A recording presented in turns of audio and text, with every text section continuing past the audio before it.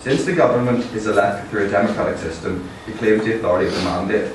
As the House of Lords is not elected, but rather made up of hereditary peers, appointed life peers, and Lord Spiritual, it cannot claim to have the authority or the support of the electorate. With this in mind, the government has significant powers over the House of Lords. Through the Parliamentary Acts of 1911 and 1949, the House of Lords lost their legal rights to amend money bills, which reduced their power within the legislative process, and it also reduced their power to delay legislation to a maximum of 2 years.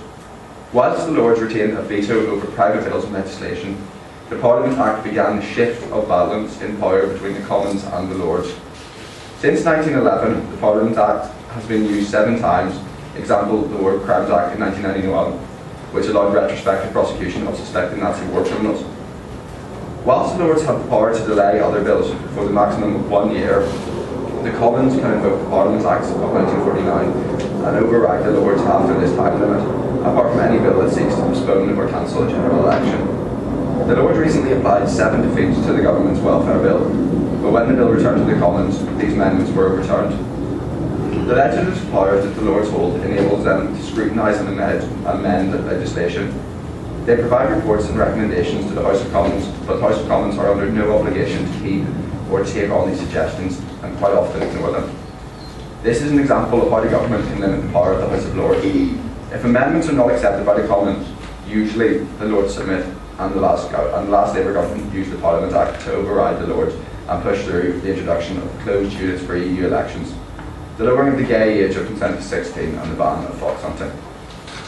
The Salisbury Convention enables the government to obstruct legislation unless it has received the majority approval at a general election. This convention essentially is a self-denying ordinance by the Lords, who will not challenge the bill beyond second reading if it is part of the winning party's manifesto. This is slightly complicated by the reality of coalition government since 2010, but largely remains intact. However, bills could be included in committee and the Lords continue to assert free rein over non-manifesto bills. Most Lord amendments of government bills are suggested by the government, which suggest that the government limits the power of the Lords by manipulating and measuring the Lords' time to improve poorly drafted bills. However, the Lords have equal power within the Commons on private bills and delegated legislation. Despite the internationally renowned expertise of the House of Lords, their suggested amendments can and usually are ignored by the government, further hindering the Lords' power.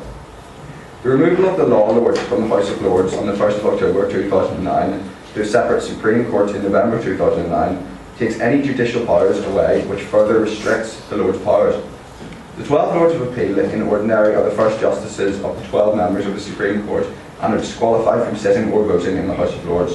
When they are released or retired from the Supreme Court, they can return to the House of Lords as full members, but newly appointed justices of the Supreme Court do not have seats in the House of Lords. This was established under the Constitutional Reform Act of 2005, and the Lord Chancellor's judicial functions were transferred to the Lord Chief Justice. In this way, the government indirectly has limited the amount of power of the Lords, or at least changing the composition and running of the Lords. The Prime Minister also has the power to give peerage to anyone he or she pleases.